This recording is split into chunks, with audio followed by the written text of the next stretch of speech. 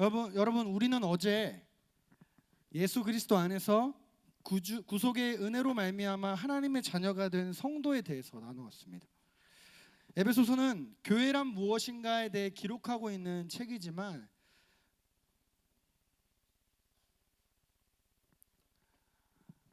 그 교회에 대해 말하기 전에 먼저 교회의 구성원인 성도가 어떤 존재인지를 기록하고 있는 책입니다.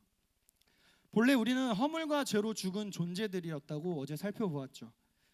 죄를 지었기 때문에 죄인이 아니라 이미 죄 가운데 거하고 있었기에 죄를 짓는 죄인이다라는 것을 나누었습니다.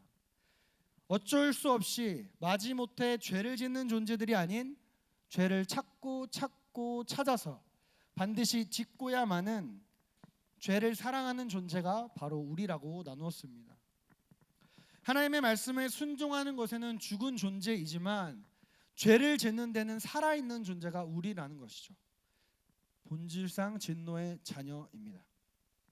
그러한 우리를 사랑하신 삼위일체 하나님께서 이 세상을 창조하시기 전부터 우리를 구속하고 우리의 구속을 계획하셨습니다.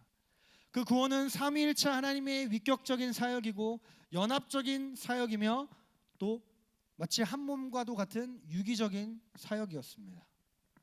성부 하나님께서는 구원을 계획하시고 성자 예수님께서는 그 구원 계획에 실행하시고 성령 하나님께서는 그 구원이 나의 구원이 되도록 여러분 한 분 한 분에게 적용시키셨습니다. 비록 여전히 우리 삶 가운데 죄된 모습들이 남아있지만 그럼에도 우리가 여전히 하나님의 자녀라는 위치가 변함이 없는 것은 하나님의 은혜와 예수 그리스도의 속량의 은혜를 초월하는 죄를 우리는 지을 수 없기 때문인 것입니다.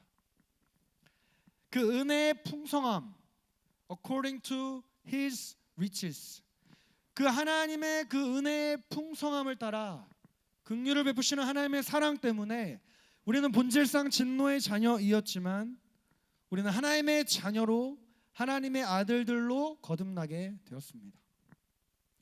자녀가 되었을 뿐만 아니라 예수 그리스도께서 누리시는 모든 복을 우리는 동일하게 누리게 되었죠. 예수 그리스도와 함께 살아나고 예수 그리스도와 함께 일으켜지고 예수 그리스도와 함께 하나님의 보좌 우편에 앉게 되었다. 이게 무슨 말이에요? 예수 그리스도께서 누리시는 모든 복을 나도 동일하게 누리게 되었다는 거예요. 이것이 가능했던 이유는 예수 그리스도의 피 때문입니다. 예수 그리스도께서 십자가에서 흘린 피로 말미암아 죄라는 노예 시장에서 있던 우리가 하나님 나라의 권속들, 식구들, 가족이 되었기 때문인 것입니다. 우리의 어떠함이 아닌 하나님께서 우리에게 주신 믿음이라는 그 선물을 통하여 구원을 선물로 받은 것이죠. 이것이 성도의 정체성이라고 우리는 어젯밤 나누었습니다. 성도는 하나님께서 만드신 존재입니다. 그냥 만들지 않으셨죠. 깊은 고심과 고뇌 가운데 수정의 수정을 거쳐 거듭한 끝에 작성한 한 편의 시와 같은 존재가 바로 우리라는 존재인 것이죠. 믿음의 주인 되신, 믿음의 작가 되신 그 하나님께서 우리의 믿음의 여정을 소중하게 기록해 나갈 것입니다. 그 하나님을 온 마음 다해 신뢰하고 따르는 자들이 바로 성도라는 것이죠. 오늘 우리는 그 성도들이 교회라는 조직적이고도 유기적인 공동체로 모인 이유와 그 성경적인 근거를 살펴볼 것입니다. 교회는 세상에 존재하는 모든 모임들, 조직, 기관으로 설명할 수 없는 특별한 공동체입니다. 왜냐하면 주님께서 이 땅에 존재하는 교회들을 향하여 나의 몸이다 말씀하셨기 때문인 것이죠. 그렇다면 여러분, 교회란 무엇일까요? 크게 두 가지가 있는데요. 첫 번째, 하나님의 부르심에 반응하는 공동체가 교회인 것이죠. 어저께 우리 주정훈 교수님께서도 말씀하셨죠. 하나님의 부르심에 믿음으로 반응한 것이 성도는 또한 교회인 것이죠. 교회는요, 하나님의 부르심에 반응한 공동체입니다. 교회는 헬라어로 에클레시아, 저게 교회라는 뜻인데요. 에크라는 전치사와 칼레오라는 단어의 합성어인데, 에크는 어디로부터, 안에서 밖으로라는 뜻이에요. 어디로부터. 칼레오는 이름을 부르다 혹은 나오다 이런 뜻이에요. 밖으로 나오다 이런 뜻이에요. 즉 에클레시아는 문자적으로 안에 있는 존재를 밖으로 불러내다라는 뜻입니다. 안에 있던 존재를 거기로부터 밖으로 불러내다라는 뜻이에요. 이것을 확장하면 우리가 살고 있는 세상 속에서 불려진 존재라는 거예요. 즉 세상에 살지만 세상과는 구별된 존재라는 거예요. 여러분 이거 신학적으로 세상과 구분되지는 않아요. 우리는 세상 속에 살아가죠. 세상과 등지고 살아가지 않습니다. 세상 안에 살아가지만 거룩한 성도로 살아가는 존재, 구분되진 않지만 구별된 존재가 성도이자 교회라는 것이죠. 이 교회를 의미하는 헬라어 단어가 에클레시아 말고도 시나고게라는 단어가 있어요. PPT 한번 보여주세요. 네. 초대교회 성도들은 교회를 에클레시아로만 불렀습니다. 그 이유가 무엇일까요? 시나고게라는 의미는 함께라는 쉰이라는 단어와 모이다라는 아고그라는 단어의 합성어인데 함께 모이는 곳이라는 의미를 가진 단어예요. 이 단어는 성경에서 회당이라고 기록되어 있는데 당시 복음을 믿지 않았던 유대인들이 회당에 모이는 그 모습을 가리키는 단어입니다. 의미적으로 볼 때는 시나고게를 교회로 사용하기에는 무리가 없어 보이죠. 그런데도 초대교회 성도들과 사도들은 오늘날 우리가 교회를 에클레시아라고 불렀는데 그 이유는 무엇일까요? 이 두 가지 단어의 주도권이 다르기 때문인 것이죠. 시나고게는 사람들이 주도적으로 모였다는 의미를 가지지만 에클레시아는 하나님에 의해 세상 밖으로 불려내진 존재들의 모임이라는 의미를 갖고 있기 때문입니다. 즉 성경이 말씀하고 있는 교회는 사람 중심의 공동체가 아니라 하나님의 부르심에 믿음으로 반응한 성도들이 모여 세워진 조직화된 공동체, 그것이 에클레시아, 교회라는 거예요. 이것이 당근이란 어플에서 어떤 커뮤니티로 사람들이 모여지는 그 모임과 구별되는 거예요. 우리 교회가 그것은 사람들 중심으로 모였죠. 우리도 사람을 중심으로 모였지만 우리를 모으게 하신 그 핵심이 있어요. 누구다? 하나님의 부르심이다. 교회의 두 번째 의미, 기업의 영광의 풍성함을 누리는 공동체가 바로 교회인 것이죠. 우리 에베소서 1장 18절 말씀 우리 함께 읽겠습니다. 시작. 너희 마음의 눈을 밝히사 그의 부르심에 무엇이며. 이 말씀은요 바울의 기도라는 본문 안에 기록된 단어인 말씀인데요. 바울의 기도는 예수님의 주기도문 다음으로 기도의 정수라고 일컬어지는 기도입니다. 바울은 감옥에서 에베소 교회를 위해 기도를 하면서 당시 초대교회 성도들이 교회를 통해 드러내실 하나님의 그 기업의 영광의 풍성함을 알기를 원했습니다. 그렇다면 기업이란 무엇일까요? 기업이란 땅을 의미해요. 땅, 우리가 이 땅. 하나님께서 구약에서 가나안 전쟁을 통해 각 지파에게 무엇을 기업으로 주셨죠? 땅을 기업으로 주셨죠. 그래서 기업은 내가 하나님의 구원을 받은, 하나님께 선택받은 축복 혹은 민족이라는 증표가 바로 땅이에요. 그래서 구약에서 땅을 함부로 팔 수 없었어요. 이 땅의 지계석을 함부로 옮길 수 없었어요. 뭔 말이야? 내 땅을 함부로 팔 수 없었다는 거예요. 왜요? 이 땅은 내가 하나님과 언약을 맺은 선택받은 백성이다라는 하나의 계약서와 같은 거였기 때문에 이스라엘 백성에게 기업은 매우 중요한 개념인 것입니다. 그런데 여러분, 궁극적으로 하나님께서 주시는 기업은 이 땅의 토지가 아니죠. 어디예요? 하나님 나라입니다. 하나님 나라. 그리고 하나님 그 자신인 것입니다.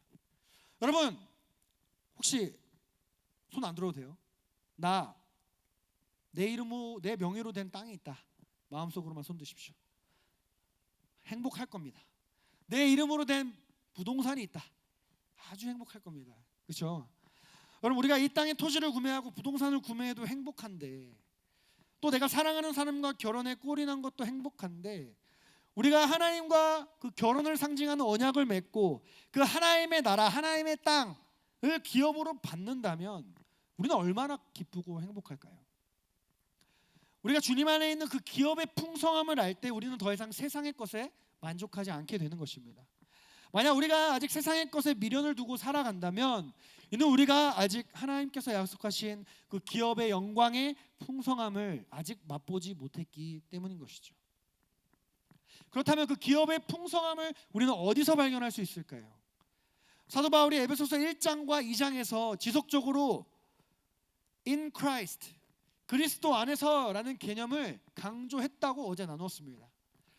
사도 바울의 신학을 이해하기 위해서는 in Christ 신학을 이해해야 돼요. 그래서 우리는 오늘도 당연히 그리스도 안에서 우리는 기업의 영광의 풍성함을 누릴 수 있겠다 생각할 수 있겠지만, 놀랍게도 사도 바울은 그렇게 말씀하지 않습니다. 우리 에베소서 1장 18절과 19절 함께 읽겠습니다. 시작. 너의 마음의 눈을 밝히사 그 부르심의 소망이 무엇이며 성도 안에서 그 기업의 영광의 풍성함이 무엇이며 너희로 알게 하시기를 구하노라. 기업의 영광의 풍성함을 어디서 한대요? 그리스도 안에서가 아니라 성도 안에서. 이것이 우리가 성도가 이 땅에서 개인이 아닌 공동체로 존재해야 되는 이유라는 것이죠. 교회는 반드시 공동체로 존재해야 하는 것입니다. 예수님도 이와 같은 말씀을 하셨어요. 누가복음 17장 20절에서 21절 말씀을 보면 바리새인들이 하나님의 나라가 어느 때 임하니까 묻거늘 예수께서 대답하여 이르시되 하나님의 나라는 네가 받을 기업의 영광의 풍성함은 볼 수 있게 임하는 것이 아니라 또 여기 있다 저기 있다고도 못하리니 하나님의 나라는 어디 있다? 너 안에 있다가 아니라 너희 안에 있다. 복수형으로 되어 있어요. 그러므로 하나님의 나라는 나와 다른 성도들 사이에 임한다는 거예요. 여러분들 이 사이사이에 하나님의 나라가 임한다는 것입니다. 우리의 구원은 전적으로 개인적인 것이지만 그 구원의 기쁨을 누리는 것은 공동체적인 것이라는 거예요. 바로 이러한 맥락에서 사도 바울은 교회를 그리스도의 몸이라고 말합니다. 몸은 하나이지만 그 몸을 구성하는 신체 기관은 다양하기 때문이죠. 제가 지금 집에서 쓰는 성경책에만 기록을 해놨는데요. 여러분 에베소서 1장만 보더라도 복수형을 나타내는 것들 동그라미 치면 굉장히 많이 나옵니다. 우리, 너희. 우리라는 단어가 에베소서 6장 안에 38회 나왔고 너희라는 단어가 66회, 총 복수형을 가리키는 지시대명사가 104회 나옵니다. 그런데 제가 앞서 뭐라 했죠? 에베소서는 주제가 뭐다? 교회다. 하나님은 왜 교회라는 주제라는 그 에베소서 책에 우리, 너희라는 것을 104회나 기록하셨을까요? 하나님의 나라는 여러분 한 명 한 명에게 임하기도 하지만 우리 사이에 임하기 때문이라는 것입니다. 그래서 하나님께서는 그 성도들의 하나됨과 교회의 하나됨을 위해 선물을 주셨습니다. 우리는 그것을 은사라고 그래요. 은사. 에베소서에 나타나는 은사는요 5가지입니다. 우리 에베소서 4장 11절 함께 읽겠습니다. 시작.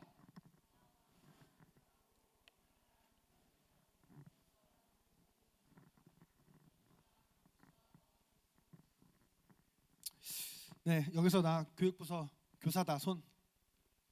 하나님의 은사를 받은 자들이에요, 여러분. 여러분 이 은사에 대해서 에베소서에서는 은사가 5가지가 나왔는데요. 로마서 12장에도 이 은사가 기록되어 있습니다. 에베소서에 나타나는 은사는 어떠한 직분을 중심으로 은사를 표현했어요. 그런데 우리가 지금부터 살펴볼 로마서 12장에 나타난 은사는 개인이 발휘하는 기능과 태도에 대해 초점을 맞춰서 기록하고 있습니다. 우리 로마서 12장 4절에서 8절 말씀을 중심으로 그 은사에 대해서 오늘 한번 살펴볼 텐데, 우리가 한 몸에 많은 지체를 가졌으나 모든 지체가 같은 기능을 가진 것이 아니니 이와 같이 우리 많은 사람이 그리스도 안에서 한 몸 되어 서로 지체가 되었느니라. 우리에게 주신 은혜대로 받은 은사가 각각 다르니 혹 예언이면 믿음의 분수대로, 혹 섬기는 일이면 섬기는 일로, 혹 가르치는 자면 가르치는 일로, 위로하는 자는 위로하는 일로, 구제하는 자는 성실함으로, 다스리는 자는 부지런함으로, 긍휼을 베푸는 자는 즐거움으로 할 것이니라. 이거 하나하나 살펴볼 텐데, 첫 번째는 예언입니다. 예언은요 단순히 어떤 미래의 일을 예측하는 그것만을 의미하진 않습니다. 예언의 은사는요 말씀에 기록된 하나님의 뜻을 분명하게 드러내어서 성도들을 깨우고 또 세우며 경계하게 하는 역할을 하는 자, 그 사람이 갖고 있는 능력이 예언의 은사예요. 예를 들면 구약에 나타난 선지자, 너가 이러하였기 때문에 지금 이러한 고통 가운데 있는 거다. 그러니 회개하라. 그러면 복을 주실 것이다. 지금 내가 겪고 있는 이 고통의 원인, 이 원인을 명확하게 분석해 주는 자가 예언의 은사를 가진 자라는 거예요. 그래서 지금 일어나고 있는 현상에 대한 원인을 이해하고 파악하는 능력이 탁월하다 보니까 책망을 자주 해요. 잔소리를 자주 합니다. 자, 떠오르는 사람들 있죠? 갑자기 누구 바로 그 사람들이 예언의 은사를 가진 사람들이라는 거예요. 왜요? 그런 은사를 하나님께서 주셨기 때문에, 이 문제의 원인을 파악하는 능력, 그 은사를 주셨기 때문에. 바로 여러분, 특별히 이 은사는 옳고 그름에 대해 분별해주는 은사이기 때문에 하나님의 말씀을 가르치고 선포하는 저와 같은 목회자들이 반드시 가져야 하는 은사예요. 그래서 제가 잔소리를 많이 하는 겁니다. 안 돼, 아니야, 이거야, 이렇게 얘기하는 게 예언의 은사가 있기 때문에 그런 거예요. 그래서 이해해 주시기 바랍니다. 너그러이. 두 번째는 섬김의 은사입니다. 이 의미는 봉사, 섬김이라는 의미인데요, 교회 공동체 내에서 실제적인 행동으로 서로를 돕고 섬기는 은사를 의미합니다. 실질적인 행동이라는 거예요. 교회의 기능적인 측면에서 필수적인 봉사와 돌봄의 역할들을 감당하는 은사입니다. 여러분, 교회는요, 이 목사들 말고도 실질적인 도움과 섬김의 손길들이 필요합니다.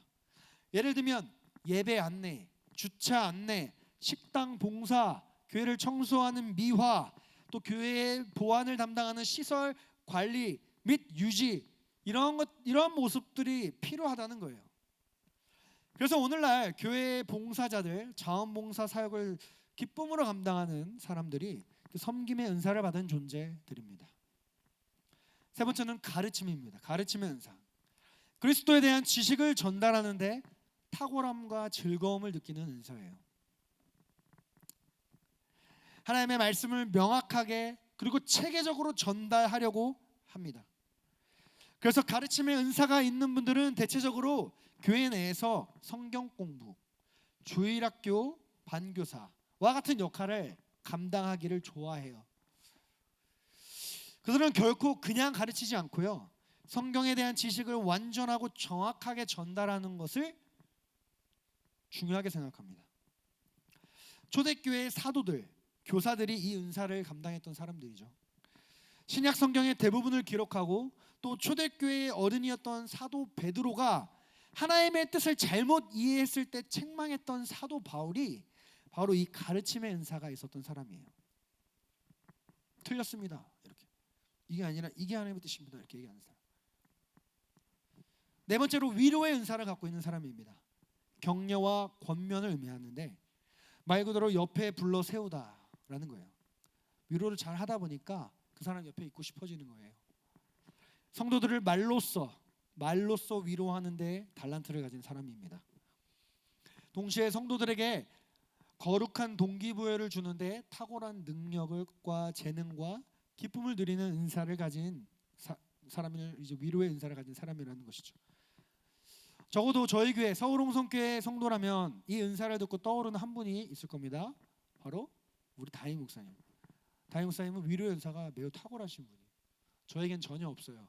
많이 보고 배웁니다. 다섯 번째, 구제의 은사입니다. 자비와 구제를 뜻하는데 물질적인 자원을 나누어 주는 것을 의미해요. 이는 하나님의 은혜에 기쁨으로 반응하여 가진 것을 아낌없이 나누어 주는데 주된 기쁨을 느끼는 은사입니다. 예를 들면 사도 바울의 후원자가 되었던 이름이 기억이 안 나네요. 자색 옷을 만드는, 아무튼 알죠? 네, 갑자기 제가 준비되지 않은 거라 지금 기억이 안 나는데 아무튼 그 여자 있습니다.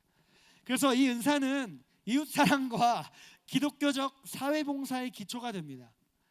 헌금 생활, 구제 생활, 자선 활동 등의 모습에서 탁월함을 드러내는 사람이 바로 이 구제의 은사를 갖고 있는 사람이에요. 또 여섯 번째는 다스림의 은사죠. 지도, 통치, 리더십을 의미합니다. 조직 내에서 책임감을 가지고 비전을 제시하고 조직화하는 능력이 탁월한 사람. 어떠한 상황이나 문제가 발생할 경우 그 상황을 통제하고 다스리며 조율하는 역할을 감당합니다. 그래서 교회와 공동체를 효율적으로 이끌어 하나님의 뜻에 따라 조직하고 관리하는 은사. 이 은사는 그렇다 보니까 다음 세대와 후계자들을 길러내는 것을 매우 중요하게 여기는 은사입니다. 멀리 내다보는 눈을 가진 사람이기 때문에요. 그래서 다른 사람들의 은사, 달란트를 발견해서 길러내는데 사명의식을 갖는 사람입니다.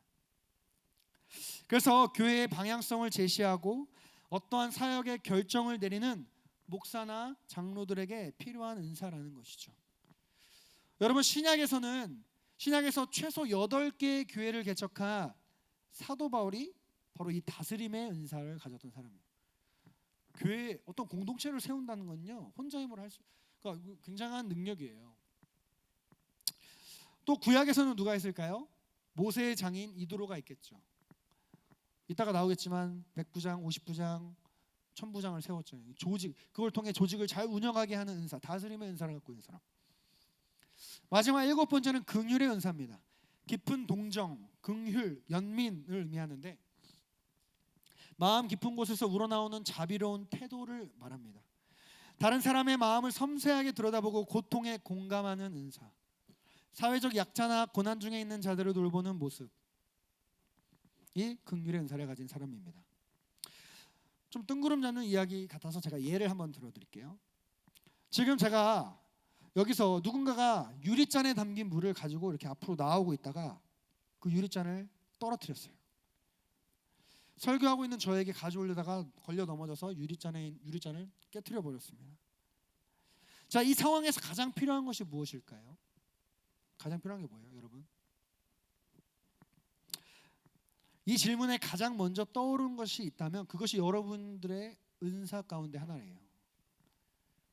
아마도 누구는 곧바로 엎질러진 그 물을 손수 닦으려고 할 것이죠. 그렇죠? 누구는 넘어진 사람에게 다가가서 괜찮아? 라고 말을 할 것입니다. 누구는 넘어지게 된 그 이유를 분석하는 사람. 제가 왜 넘어졌지? 저 턱이 있네. 저 턱을 이렇게 생각하는 사람. 저는 그런 사람이에요. 또 누구는 깨진 컵을 대신해서 저 컵 내가 사줘야 되겠다. 이런 생각 드는 사람. 이런 사람은 뭐예요? 구제의 은사가 있는 사람이에요. 자, 보세요.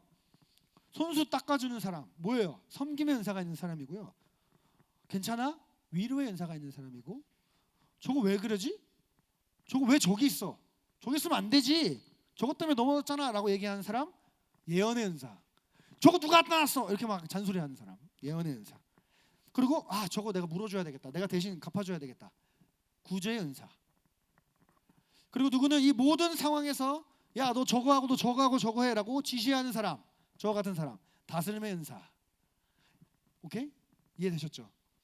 이처럼 여러분 동일한 상황 속에서 자신의 가진 은사에 따라 서로 다른 모습들이 나타나는 것입니다. 그런데 그렇다고 해서 각각의 모습들이 틀렸다고 말할 수 있나요? 혹은 어떠한 은사가 더 탁월하다 말할 수 있나요? 그럴 수 없다는 것이죠, 여러분. 오히려 그 상황을 해결하기 위해서는 이 모든 은사들이 필요하다는 것입니다. 누구는 물을 닦아줘야 되고, 누구는 말로써 위로해줘야 되고, 누구는 그 컵을 배상해줘야 되고, 누구는 다시는 그런 일이 없도록 조직화하고 체계화해야 되는 사람이 있어야 한다는 것입니다. 자, 여러분 질문 드릴게요. 여기 여러분 앞에 서 있는 이 윤성교라는 사람은, 여러분들은 이 저라는 사람의 어디와 무엇을 보고 저 사람이 윤성교구나 라고 인식하나요? 제 숱 없는 제 머리카락을 보고 하시나요? 혹은 부리부리한 제 눈을 보고 저 사람 윤성교네 라고 하나요? 혹은 짧은 이 키를 보고 하나요? 아마도 여러분들은요, 저의 이 온몸을 쫙 보면서 윤성교구나 라고 인식합니다. 교회도 마찬가지라는 거예요, 여러분.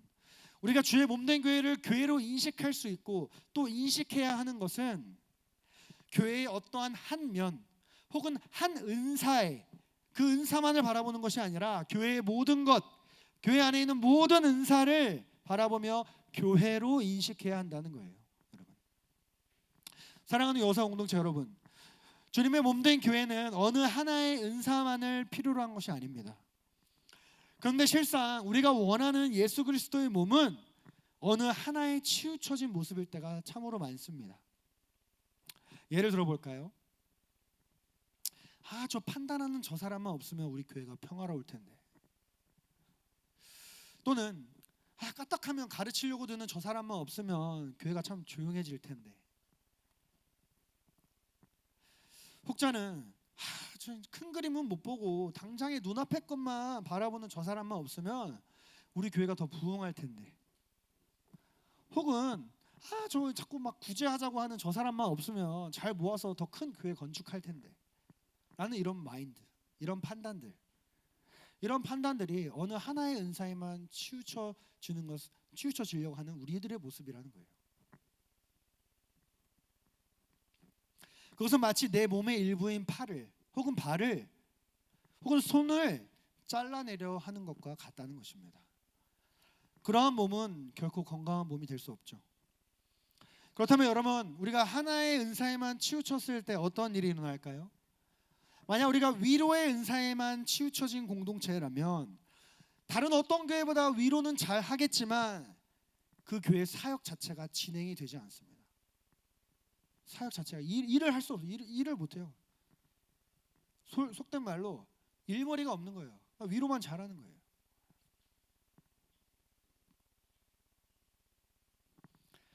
또한 어느 공동체는 구제와 긍휼의 은사만 있다면 그 공동체는 얼마 가지 않아 재정적인 어려움에 직면하게 될 것입니다. 반대로 어느 공동체의 문제의 원인을 기가 막히게 찾아내는 그 예언의 은사와 가르침의 은사와 다스리는 은사에 탁월한 그룹이 있다면 그 공동체는 입만 살아있는 교회가 될 거예요. 야, 너 저거 해. 아니야, 네가 해. 너가 해. 이렇게 말만 하는 거예요. 근데 누군가는 그 일을 실질적으로 실행하는 사람은 있어야 되거든요. 섬기는 은사가 있어야 그 해라는 일을 수행할 수 있는 거거든요. 그 공동체는 실질적인 섬김들이 부재한 공동체가 될 것입니다. 이처럼 여러분, 특정 은사에 치우쳐진 공동체는 아무 일도 제대로 그리고 지속적으로 감당하지 못할 것입니다. 반드시 모든 은사가 균형 있게 존재해야 교회로서 온전하게 존재할 수 있는 것이에요. 그래서 주님은 에베소서 4장 1절에 다음과 같이 말씀합니다. 우리 돌린 사람 더 크게 시작. 그러므로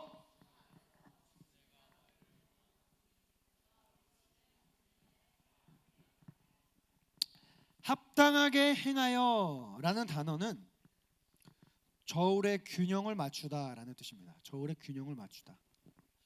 즉 각자의 은사들이 균형 있게 조화롭게 어우러져라라는 거예요. 어우러져야 한다. 몸에는 여러분 균형이 필요합니다. 어느 하나를 잃어버리면 균형을 잃어버리게 되죠. 우린 작은 귀 속 안에 있는 달팽이관이 고장만 나더라도 우리는 균형을 잃어버리죠. 마찬가지라는 거예요. 여러 은사들이 균형 있게 이루어진 교회를 통해 하나님의 나라와의 영광의 기업의 풍성함을 우리는 누리게 된다는 거예요. 여러분, 구약에서 가장 탁월한 지도자가 누구냐고 물어본다면 대부분 누구라고 얘기할까요? 모세 형님이라고 많이 얘기할 겁니다. 위대한 지도자죠. 지금도 존경하는 지도자 중 하나가 모세인데, 이스라엘 백성 중에서. 그런데요, 여러분, 모세는요 말을 잘 못하는 약점이 있었습니다. 그래서 하나님께서 말을 잘하는 아론을 붙여주셨어요. 또 여러분, 경험이 많은 그의 장인 이드로를 붙여주셔서 많은 일들을 홀로 감당하지 않게 조직하는데 도와주셨어요. 500부장, 100부장, 50부장, 10부장을 세워서 모세가 모든 일을 모세 혼자만 하는 게 아니라 분배하여 조직화할 수 있도록 이드로라는 다스리는 은사를 가진 자를 모세 옆에 붙여주셨습니다. 여러분, 위대한 지도자 모세도 완벽한 지도자가 아니었다는 거예요. 그래서 하나님께서 동역자의 도움을 받았다는 것입니다. 여러분, 이것은 지도자의 결함도 아니고 부끄러운 일도 아니라는 거예요. 오히려 아름다운 것입니다. 하나님의 섭리로 인도된 모습이라는 거예요. 하나님의 교회는 원래 그런 곳이라는 것입니다. 협력과 동력과 연합의 공동체를 이루어야 하는 곳이기 때문이죠. 그래서 서로의 부족함과 연약함을 지적하고 비난하고 정죄할 필요가 없다는 거예요. 너 왜 그래? 라고 할 필요가 없다는 것이죠. 혹시 여러분, 누군가의 눈에 상대방의 연약함이나 부족함이 자주 보이십니까? 보인다면 그것은 그 부분에 있어서 여러분들이 강점을 갖고 있다는 거예요. 그 부분에 있어서 여러분들이 은사가 있기 때문에 그 부족한 부분이 보이는 거예요. 그러면 뭐예요? 여러분, 그 보이는 그 사람이 그 부족한 부분을 보완해 줘야 된다는 거예요. 그 영역을 향한 하나님의 아버지의 마음을 받은 거예요, 여러분. 예를 들어 볼까요? 우리 여우사 공동체 섬김이 목양팀, 내가 볼 때 너무 많이 부족해. 뭐예요? 그 목양팀을 섬기느라고 하나님께서 그 마음을 주신 거예요, 여러분. 우리 찬양팀 뭔가 많이 좀 별론데 찬양팀으로 섬기라는 하나님의 마음이에요. 임원들 왜 일을 줬다고 그래? 그러면 내가 내년에 회사 하겠다고 자원에 손 들라고요. 하나님께서 주신 은사이기 때문에. 여러분, 보고 싶어도 그 은사가 없으면 볼 수 없어요. 제가 마치 담임 목사님과 같이 그 위로의 탁월함이 부족한 것처럼 누군가에게는 그 영역이 강점이라는 것입니다. 각자가 가진 은사의 강점으로 서로의 약점을 보완해 주면 되는 것입니다. 이것이 주님께서 말씀하신 피차 용납함으로 사랑의 띠가 되는 모습이라는 것이죠. 교회는 그 성도 간의 사랑의 띠로 말미암아 견고한 아름다운 공동체로 만들어져 가는 것입니다. 물론 여러분, 상대방의 강점을 배워 내 것으로 만드는 방식을 따라서 우리는 온전함을 추구하게 될 수도 있습니다. 그것도 필요하지만 사랑의 띠로, 그 하나님의 그 사랑의 띠로 우리가 서로 결속력을 강화하여 하나의 연합된 몸을 이룬다면 상대방의 강점이 내게로 전이되지 않더라도 내 것처럼 소유하게 되는 셈이 된다는 것이죠. 그리하여 온전함을 이룰 수 있다는 거예요. 왜요? 우리는 한 몸이기 때문에. 한 몸이기 때문에. 이처럼 여러분, 하나님은 주의 몸된 교회와 성도의 온전함을 위해 다양한 은사들을 주셨습니다. 그러나 문제가 뭐죠? 우리는 그 은사를 가졌지만 은사를 올바르게 사용하지 못한다는 데 있다는 것이죠.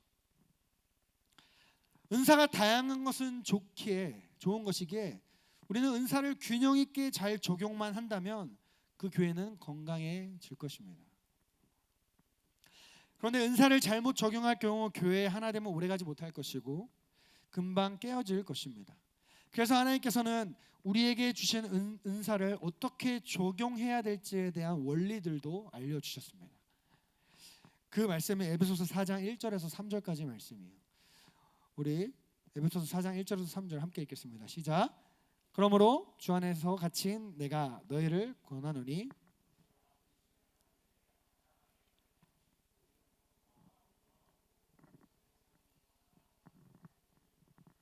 평안에 매는 줄로 성령이 하나 되게 하신 것을 힘써 지키라. 첫 번째 원리는 뭔가요? 겸손입니다. 겸손이라는 단어는요, 낮은 자세로 생각하거나 판단하다라는 뜻이에요. 성경적인 의미가 낮은 자세로 생각하거나 판단하다. 로마인들과 헬라 사람들은요, 겸손에 해당되는 단어가 없었다고 합니다. 그래서 헬라 시대 때 겸손이라는 헬라어는 당시 그리스도인들을 경멸하는 표현으로 사용되었다고 합니다. 신기하지 않나요? 이처럼 겸손은 인간의 본성과는 대비되는 성품이라는 거예요. 그러나 겸손은요, 그리스도인의 가장 기본적인 덕목입니다. 겸손은 그리스도의 성품에서 가장 중심에 자리 잡습니다. 겸손하지 않으면 자신이 죄인이고 하나님의 공의로운 심판을 받아 마땅할 뿐이라는 것을 인정하지 못합니다. 이것이 겸손이에요. 두 번째는 뭡니까? 온유함입니다. 온유함. 온유는 헬라어적 의미는 온화한 마음과 자제력이라는 자제력. 여러분, 많은 사람들이 오해하는 것과 다르게 온유는 연약함, 소심함, 무심함, 겁 이런 것과는 거리가 먼 단어입니다. 오히려 성경이 말하는 온유는 길들이고 훈련된 야생동물을 가리킬 때 사용이 됩니다. 여러분, horse, 말이죠, 말. 훈련된 말은 여전히 빠르게 달릴 수 있지만 주인이 달리라고 할 때 달리고 달리라고 하는 곳으로만 달리게 되는 것처럼 온유는 통제 아래에 있는 힘을 의미합니다. 통제 아래에 있는 힘.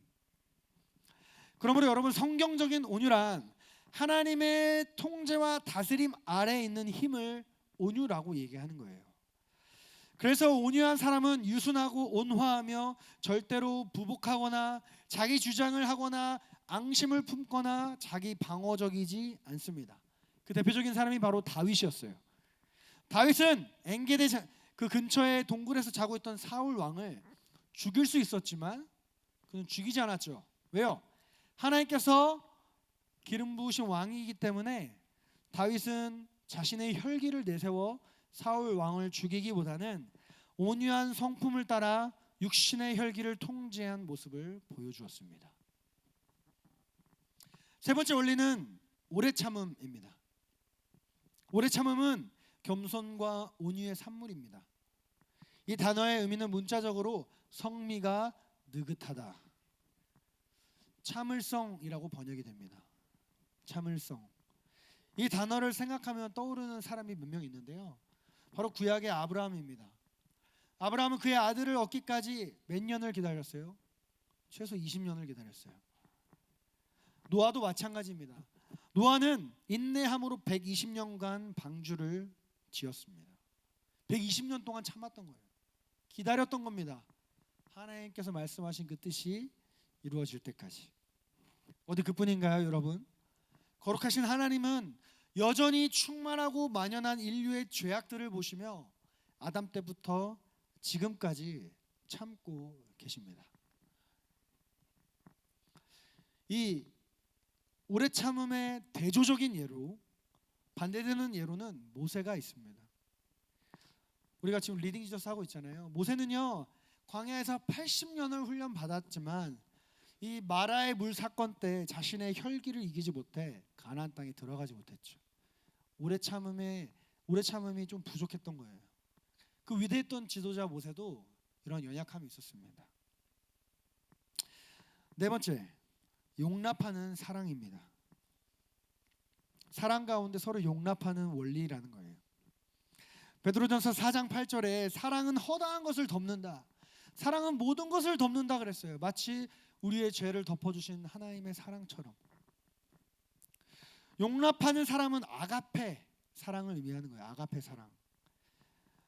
에로스 사랑은 자기 사랑을 의미하지만 아가페 사랑은 조건 없는 이타적인 사랑을 말하는 것입니다. 즉 예수님께서 자기 목숨까지 내어주실 만큼 교회를 사랑하셨듯이 우리도 그러한 아가페적인 사랑을 본받아 은사를 활용해야 된다라는 거예요. 여러분, 사랑하는 사람과 결혼하면 새로운 생명이 태어나듯이 사랑은 궁극적으로 새로운 생명을 낳습니다. 우리의 은사는 여러분들이 가지고 있으신 각각의 은사들이 분명히 있을 거예요.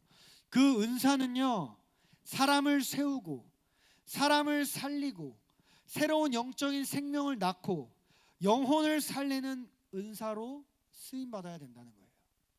만약 내가 가지고 있는 은사로 인해 누군가가 실족한다면 그 은사가 잘못된 게 아니라 그 은사를 지금 잘못 사용하고 있다는 거예요. 사랑 없이 사용하고 있다는 것이죠.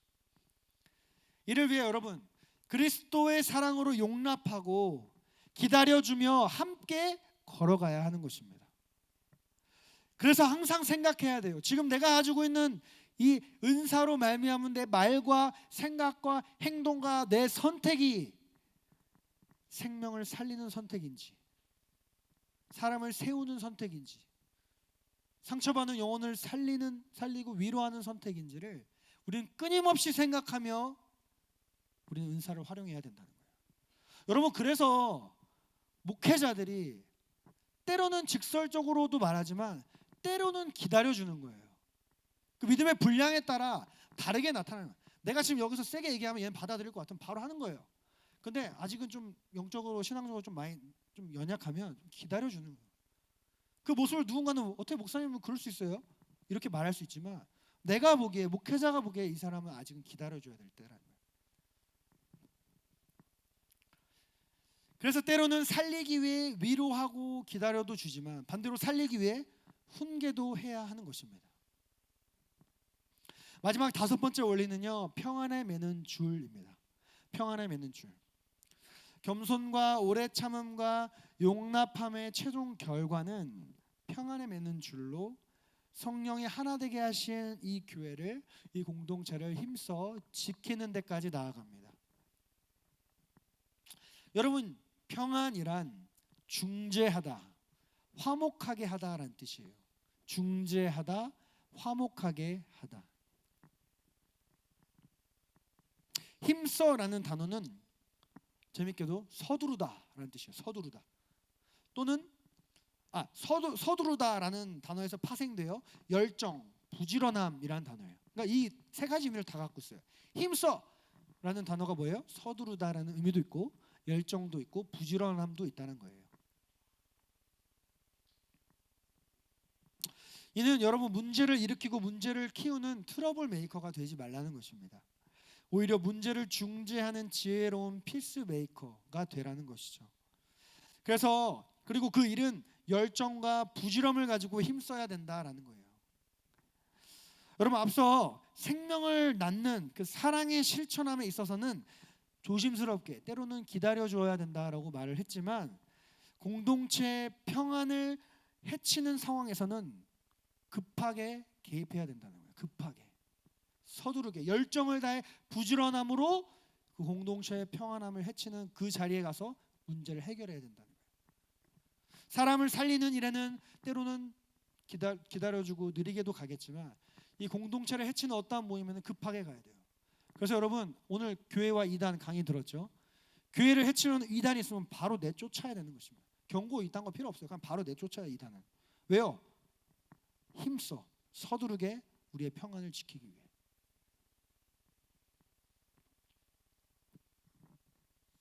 그러므로 하나님께서 주신 은사를 도리어 문제를 키우는 도구로 사용하는 사람이 우리는 되지 말아야 합니다. 오히려 하나님께서 주신 은사로 화평케 하는 자들이 되어야 한다는 것이죠. 그렇다면 하나님께서 다양한 은사들을 주시고 그 은사들을 교회 안에서 하나 되게 하시고 또 통일되게 하시는 이유는 무엇일까요? 그것은 그 은사들을 통해 주의 몸된 교회를 온전하게 하시기 위함입니다. 뭐요? 온전하게 하시기 위함. 에베소서 4장 12절에 보면 봉사의 일을 하게 하며 그리스도의 몸을 세우려 함이라. 그리스도의 몸은 뭐로 인해 세워진대요? 봉사를 통해, 여러분들의 헌신과 섬김과 사역과 봉사를 통해 이 서울 홍성교회라는 교회가 세워진다는 거예요. 온전하게. 그러므로 여러분, 우리는 항상 우리의 은사가 교회를 세우고 성도를 세우는 데 쓰임받고 있는지를 지속적으로 점검하며 나아가야 합니다. 혹 잘못된 은사를 사용할 수도 있는 것이고 맞는 은사를 사용한다 해도 잘못된 곳에서 사용할 수도 있는 것이죠. 이처럼 하나님께서 모든 성도들에게 은사를 주셨습니다. 그리고 그 은사들은 궁극적으로 그리스도의 몸된 이 교회를 세워야 합니다. 그런데 여기서 우리가 놓치지 말아야 할 중요한 진리가 있습니다. 그것은요, 교회를 온전하게 세우기 전에 먼저 선행되어야 하는 것이 있다는 것이죠. 다시 한번 에베소서 4장 12절을 함께 읽겠습니다. 시작. 이는 성도를 온전하게 하여 봉사의 일을 하게 하며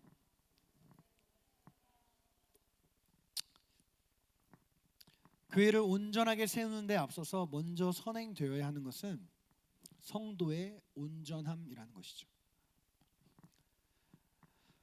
여기서 기록된 온전함이란 원상태로 회복되는 것, 완전해지는 것을 의미하는 단어로서 뼈를 맞춘다라는 의학적인 용어로 사용됩니다.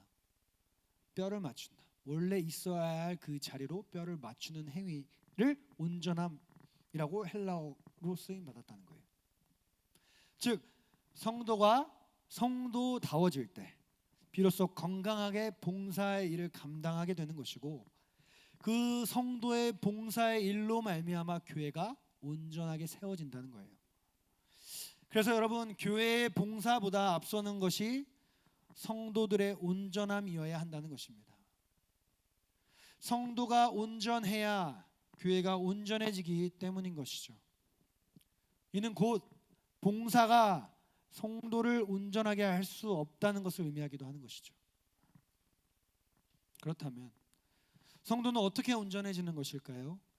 우리 4장 13절 말씀 보면 우리가 다 하나님의 아들을 믿는 것과 그것을 아는 일에 하나가 되어 온전한 사람을 이루어 그리스도의 장성한 분량에 충만한 데까지 이르러라. 여러분, 그리스도를 믿는 것 그리고 그것을 아는 일은 뭐래요? 하나예요. 하나. 그리스도를 아는 것 없이 그리스도를 믿는다고 말할 수 없다는 거예요. 그건 가짜 믿음이라는 거예요. 이해되셨어요? 왜요? 하나라고 했죠. 하나.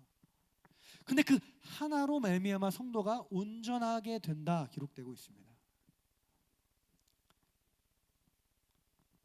사랑하는 요성 공동체 여러분, 이 땅의 교회가 여러분 무엇에 그리고 어느 것에 가장 역동적이어야 할까요?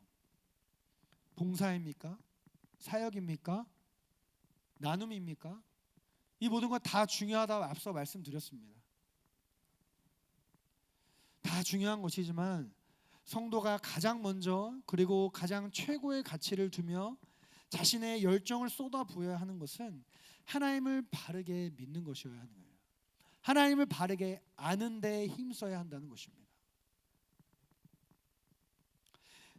바르게 믿을 때 우리는 봉사와 사역과 나눔을 바르게 감당할 수 있기 때문인 것이죠. 방금 읽은 이 에베소서 4장 13절의 말씀과 같이 바른 믿음은 바른 알에서 비롯되는 것입니다. 하나라는 거예요. 하나. 바르게 알지 못하면 바르게 믿지 못한다는 것입니다. 이것이 하나님의 아들을 믿는 것과 아는 일에 하나가 된다라는 의미인 것이죠. 그러므로 내가 현재 교회 안에서 무언가를 감당하고 있는데 그 일에 열정을 쏟고 있지만 하나님을 알아가고 그 아들을 알아가는 데 힘쓰지 않는다면 그것은 교회를 온전히 세우기 어려운 봉사와 헌신이라는 거예요, 여러분.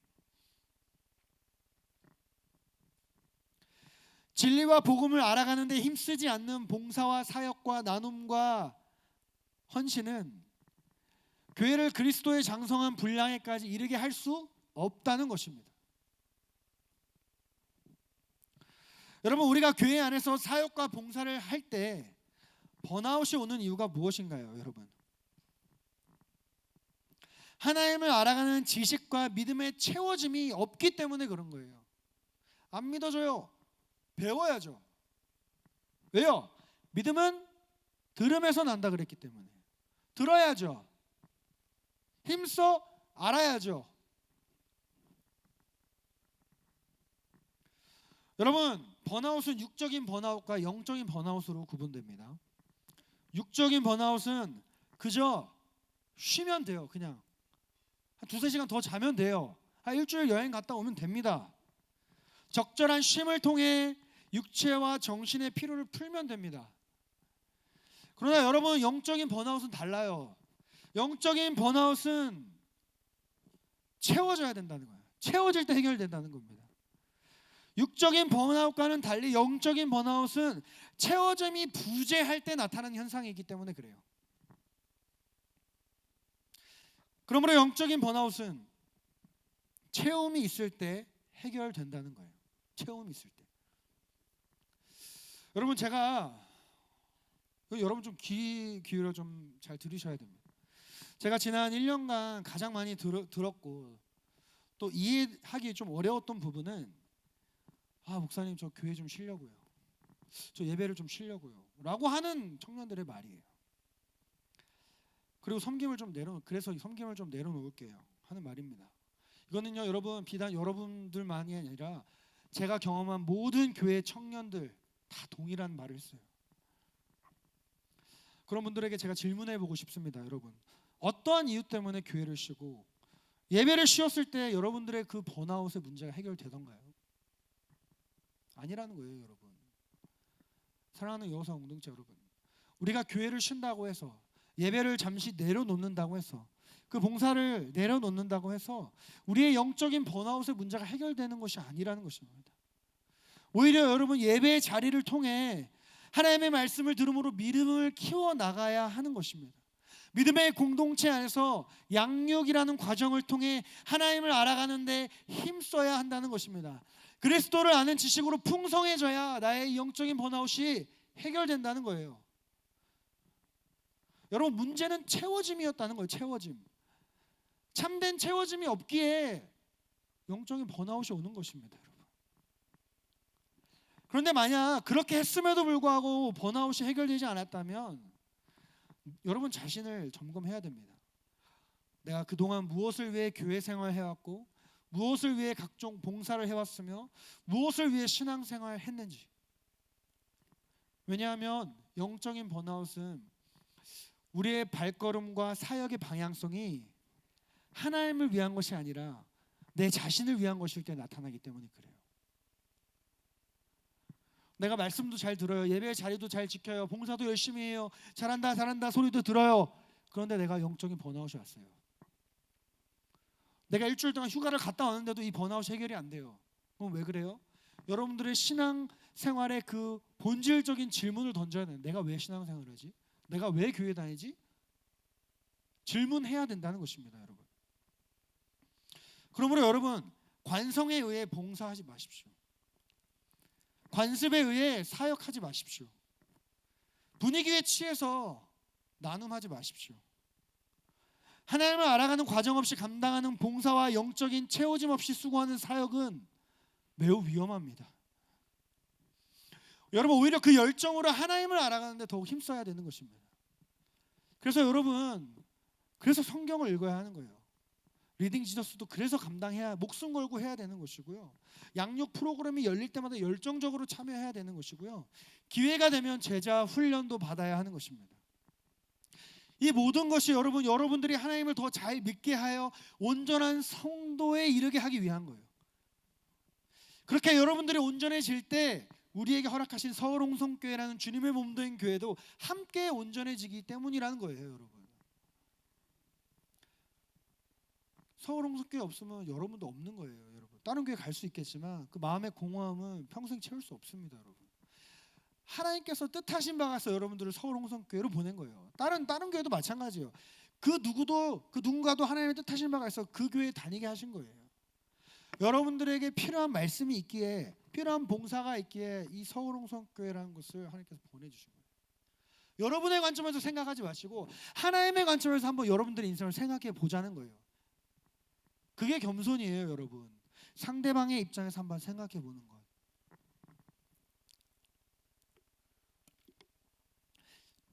교회는 성도들을 하나님의 말씀으로 양육하고 믿음 안에서 성숙하도록 그들을 세워가야 하는 의무가 있습니다.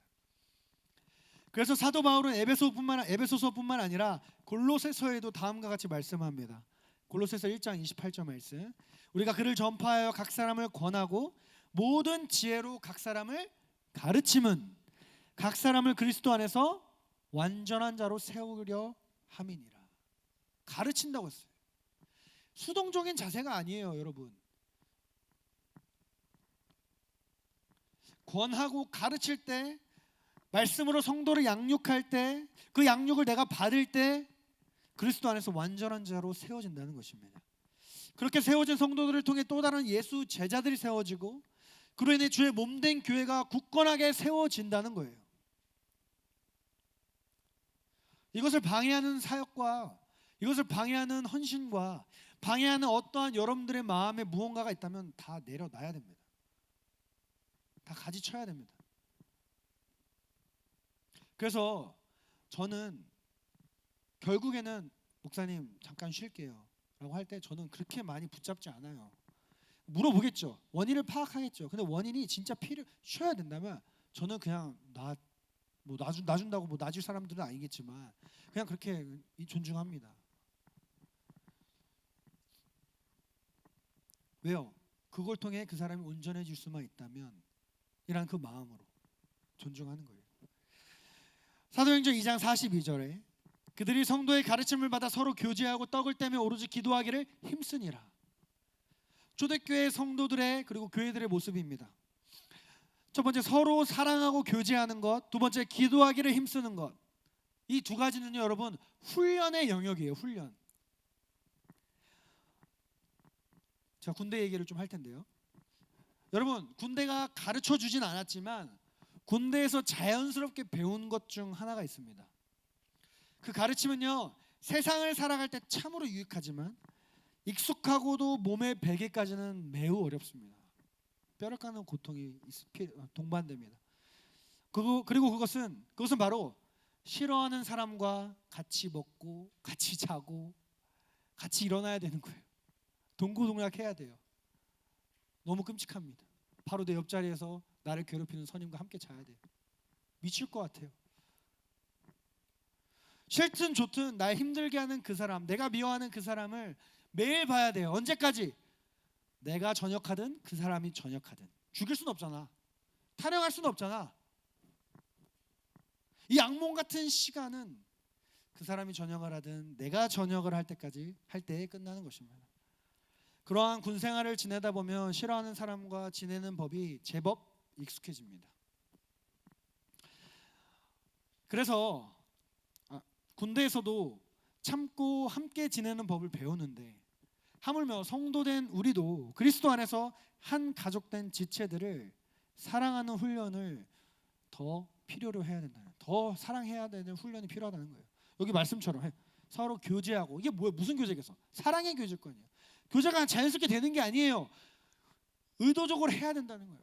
내가 제일 싫지만 의도적으로 다가가야 된다는 거예요. 나는 MBTI가 I지만 의도적으로 이를 드러내야 되는 거예요. 왜요? 훈련의 영역이라는 거예요. 훈련의 영역. 서로 교제하는 건 훈련의 영역이에요. 내가 E지만 의도적으로 덜 다가가야 된다는 거예요. 내가 그게 부담을 준다면. 이해돼요? 내가 T지만 의도적으로 F인 척도 해줘야 된다는 거예요. 내가 F이지만 의도적으로 T인 척도 해줘야 된다는 겁니다. 훈련의 영역이기 때문에. 여러분 오로지 기도에 힘쓰니라. 이 기도도 훈련의 영역입니다. 마태복음 26장 40절에서 41절. 여러분들이 직면하고 싶지 않은 말씀이 이것입니다. 함께 읽겠습니다. 시작. 제자들에게 오사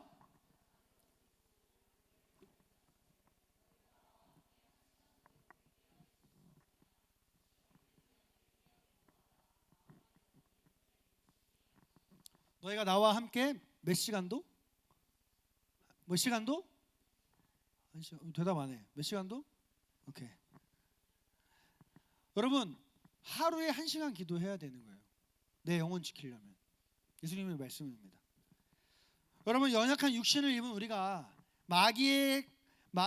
내일은 이제 우리가 전신갑주에 대해 배울 텐데 마귀의 간기를 이기기 위해서는요 하루에 1시간 기도해야 한다는 거예요. 하루에 1시간의 기도는 훈련 없이 불가능합니다. 하루아침에 뚝딱 되는 게 아니에요. 또한 기도 훈련 없이 기도의 깊이가 지경이 넓어지지 않습니다.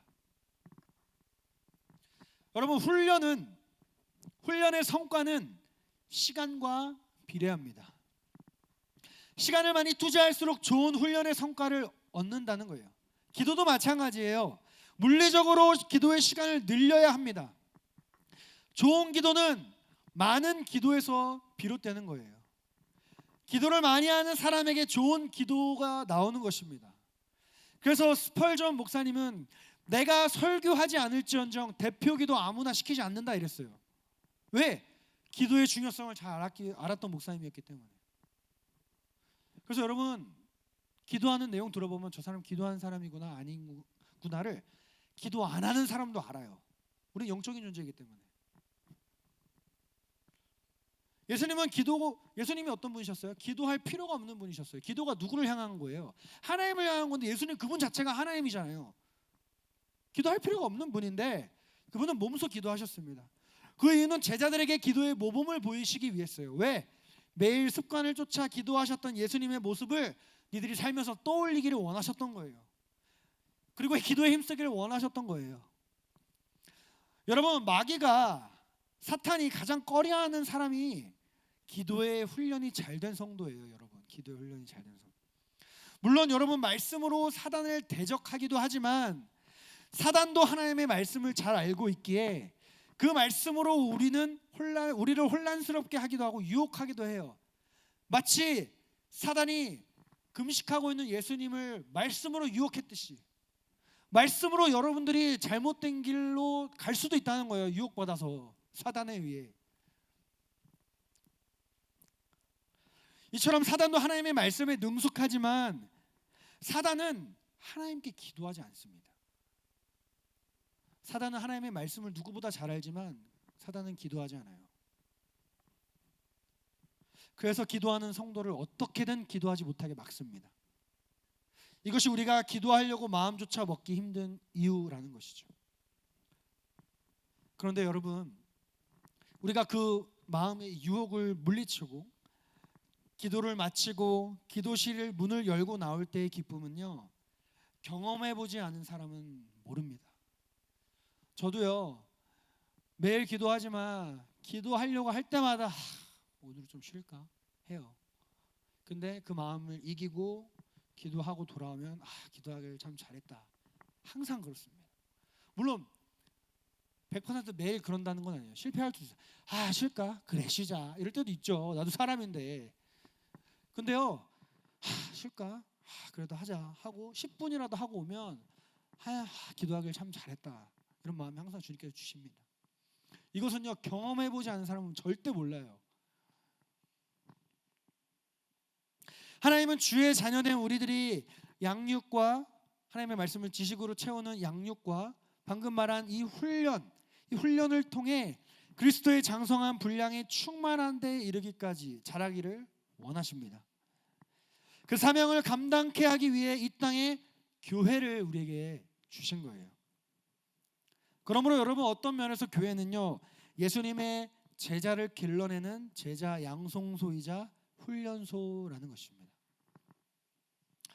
사랑하는 여호수아 공동체 여러분, 그리스도 안에서 우리들의 은사가 다르고 사역의 모양이 다르며 섬기는 자리가 다 다르지만 우리를 향한 하나님의 부르심은 하나예요. 어디로? 교회로의 부르심이에요. 교회로의 부르심. 그리고 우리의 온전함입니다. 우리가 온전할 때 교회가 온전해지고 교회가 온전해질 때 교회의 사명을 감당할 수 있기 때문입니다. 그 부르심의 사명이 우리가 주님 안에서 하나 되어야 하는 이유라는 거예요. 하나 되어야 하는 이유이자 하나 될 수 있는 원동력이라는 것입니다. 이 세상은 주님의 몸된 우리가 하나 되지 못하도록 다양한 방법으로 방해합니다. 미워하게 하고 정죄하게 하고 사랑하지 못하게 하고 관계를 깨려고 하고. 여러분, 그럴수록 우리는 예수 그리스도를 중심으로 더욱 하나됨을 힘써야 합니다. 하나님께서 주신 은사와 그것을 적용하는 지혜들을 통해 성령이 하나 되게 하시는 교회를 힘써 지켜야 되는 것이죠. 바라기는 이번 겨울 수련을 통해서 우리 여호수아 공동체가 우리를 자녀 삼아 주신 그 하나님의 은혜를 기억하면서 우리의 온전함을 위해 친히 이 땅에 내려오신 예수님을 우리의 머리 삼아, 우리의 주인 삼아 허락하신 믿음의 공동체 안에서 맡겨주신 서울 홍성교회와 이 여호수아 공동체를 함께 아름답게 만들어가기를 원합니다. 우리 말씀을 맺도록 하겠는데요, 세계적인 부흥사였던 빌리 그레엄 목사님을 한 번쯤은 들어보셨을 것입니다. 그분의 아내의 이름이 루스벨 그레엄입니다. 루스벨 그레엄. 이 루스벨 그레엄은 중국에서 선교사 부모 아래 태어났던 사람이어서 동양과 서양의 신앙 전통이 녹아져 있는 삶을 살았다고 합니다. 그녀의 무덤에는 다음과 같은 글귀가 적혀 있는데요. 사진 보여주세요. 네. 맨 위에 보면 의, 한자로 의라고 적혀져 있는데 이 의라는 것 때문에 유명한 게 아니라 그 밑에 있는 글씨 때문이에요. 우리 함께 영어로 읽어볼까요? 시작. End of construction. Thank you for your patience. 한글로 읽어볼까요? 시작. 공사 끝. 그동안 인내해 주셔서 감사합니다. 누구를 향한 고백일까요? 이 루스벨 그레함과 함께 관계를 맺었던 모든 사람들을 향한 그녀의 고백인 것이죠. 참 많은 생각을 하게 하는 글귀입니다. 사랑하는 여성 공동체 여러분, 우리들의 공사가 완성되는 날은요, 이 땅이 아닙니다. 우리가 완공되는 날은 우리가 이 땅을 떠나 이 육신의 장막을 벗고 하늘에 계신 그 아버지의 품에 안길 때야 비로소 완성되는 것입니다. 우리는요, 날마다 우리는 여전히 공사 중이라는 거예요. 공사 중인 성도들이고 공사 중인 교회라는 거예요. 우리는 완전 완공을 향해 나아가는 존재들이라는 것입니다. 그래서 다 부족하다는 거예요. 쟤는 왜 저래? 왜 저런다는 거예요. 왜? 여전히 공사 중이기 때문에.